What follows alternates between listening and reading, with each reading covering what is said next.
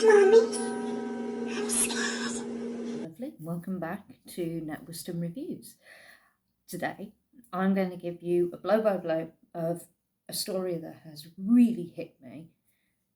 Definitely sinks its teeth into the horror aspect of extreme, stupidly well.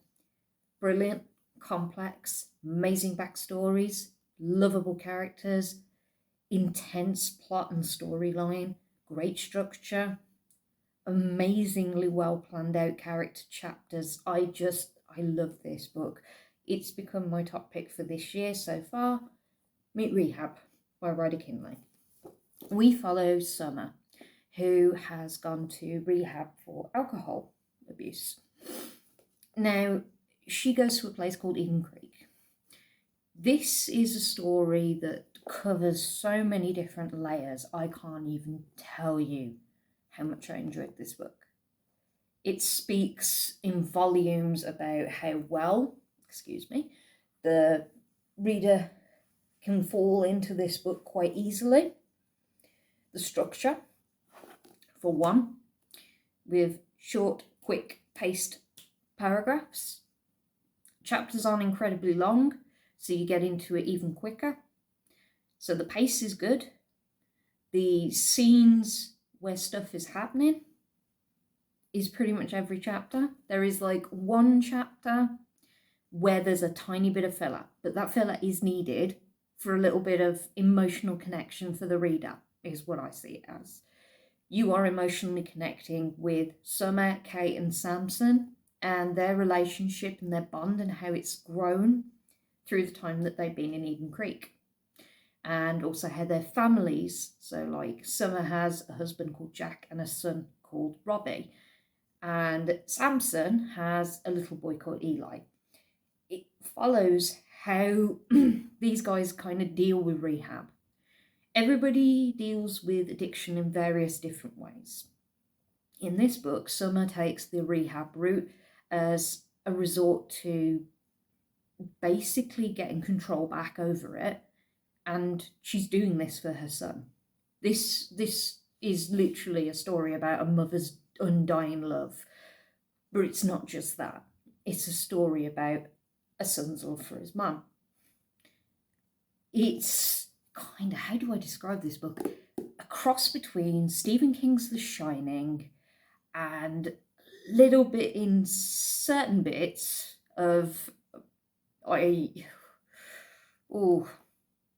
I'm gonna have to say it, like, have you I Spit on Your Grave definitely came to mind when I read the scene in particular. I'm not going to spoil it for you guys because honestly you need to read it to get the understanding of why I mentioned that reference. It is pretty brutal at points, so I will say trigger warning. These are the trigger warnings I'm going to give you just in advance, because I do not want you guys coming back to me and going, you didn't warn me about this. Well, I'm going to warn you now. However, she does kindly enough put a trigger warning on the back of the book as well. You're not going in blind. It's brutal. Kate's backstory in chapter 3. Holy shit. It took me 2 goes before I was able to complete that chapter.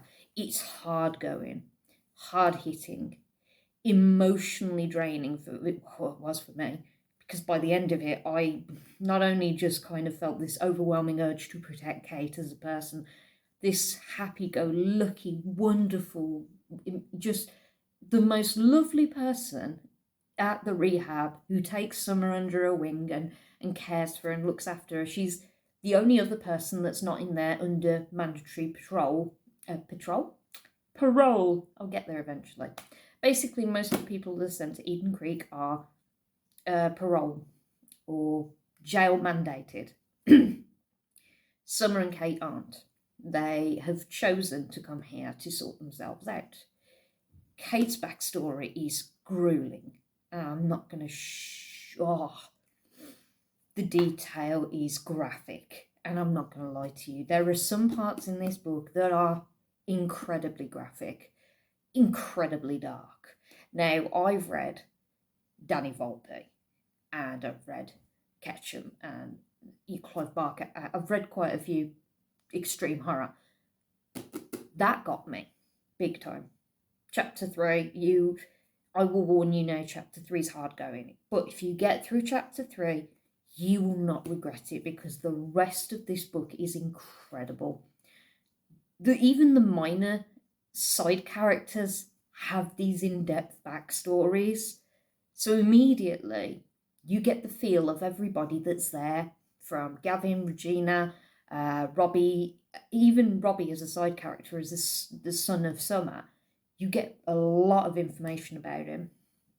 You get a lot of detail on Jack, her husband. Not very much detail on Samson's missus, because, Sonia's just a bit, But the main characters that come into this, that are your big base characters, are crazily done well. They've got great backstories, they're complex characters, they've got a lot of emotional trauma that they fight, as well as physical trauma.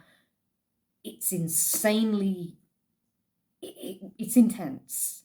It was an intense read for me. I went into this book, got into the characters, kind of found myself wanting to know more about certain characters that aren't delved more into, which is a good sign, because it means the author has got you hooked. Because you're like, oh, okay, well, this character hasn't come back, but I really want to know the backstory of this character. In which the author has now opened a door for herself for you to delve into the other character. So if she really wanted to, she could do backstories for the ones that haven't had much detail put in. So you can go, oh, well, I really liked Chomper, I really liked Reggie, and I really, you know what, I'd really like to find out what happened to Chris, because he was a knob, and I really want to find out what happened to him. There is possibilities there that she has laid the groundwork down for you as a reader to sit there and go, I need more of her. And that's great. That's a brilliant thing to do to a reader, because you've now hooked them. You have now got them on the hook. I know she's got me on the hook, because I want more.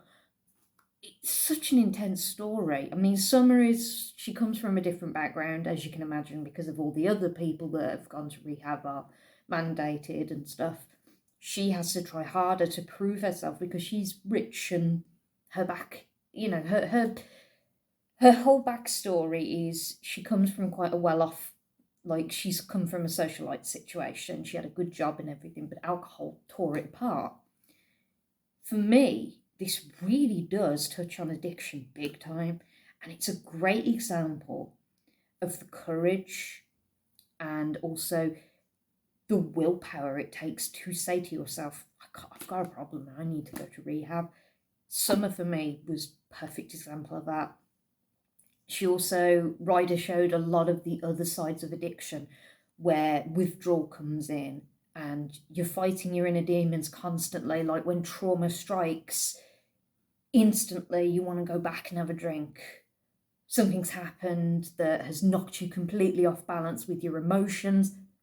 You want to go back to the drink. You got that little voice inside your head niggling away like a worm, just twirling around in your brain, telling you that you need to get this stuff, otherwise you can't cope, you can't do it on your own, you need this, it is, you have no choice, you have to lean on this.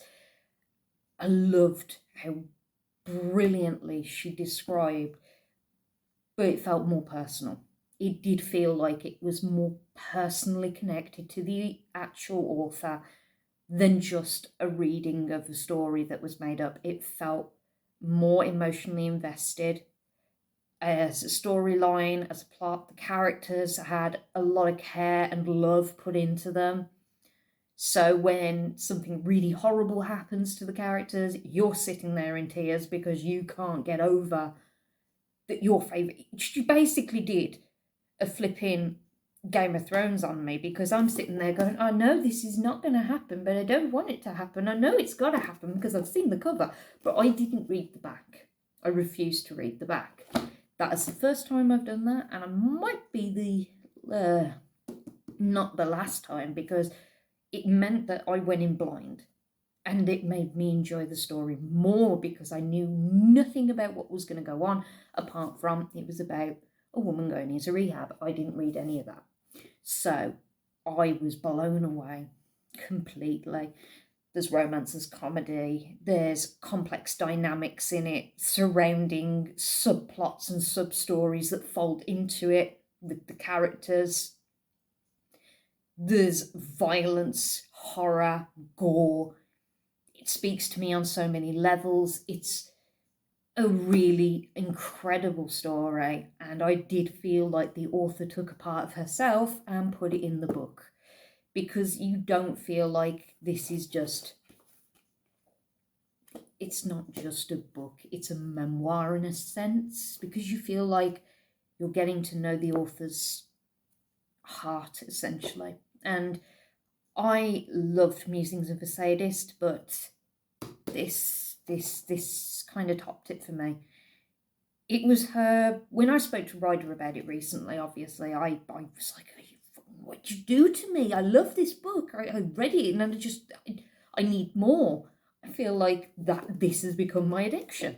And she was just like, yeah, this is my baby. This was my debut. And I don't feel like it got enough love, because it took me a while to find Rehab, but Longbottom, there. But I really do feel like this book is underrated as a debut as well. She did an incredible job, because, I mean, one, cover. Who doesn't love the cover? You got to give credit to the cover. Like, I've got to flick to the cover artist because I've forgotten. Don't shoot me. Jeffrey Kosh did the graphics. Jeffrey, well done. The book itself, I read the first part. Her dedications and stuff was so heartfelt and lovely. And I do like the bit that she was like, yeah, finally to Stephen King and Richard Lehman. Definitely feel the Richard Lehman vibe, especially in the certain chapter involving summer. That's as much as I'm going to give you. I'm not going to give you any more.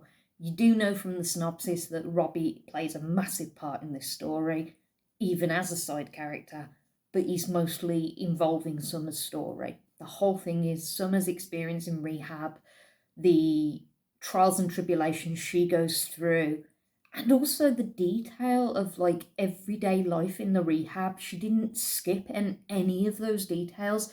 You knew their day-to-day routine, you knew about the punishments and the consequences that would happen if they didn't get to breakfast on time, they didn't do dinner. So it was mandatory to be fed. So obviously these are people that have obviously come to rehab in a really bad state, or they've had to do a stint in hospital to get through the withdrawal. Because like with certain people with alcohol withdrawal, you know that they go to hospital and they have to go into fluids to basically detox their body, because they can't just go cold turkey, it will mess them up. So then they get taken into rehab, and I'm assuming like because of the health and safety aspects of things, they have to make sure that these people eat. Did take me a bit of a while to get around the slang, so I won't lie, I went on Google and I did have to go, what does this mean? Because there is some Australian slang in there, and I was just sitting there going, but she said a couple of slang words to me before, and I've gone, what? What's that? I'm so confused. Please elaborate and translate. But fantastically well.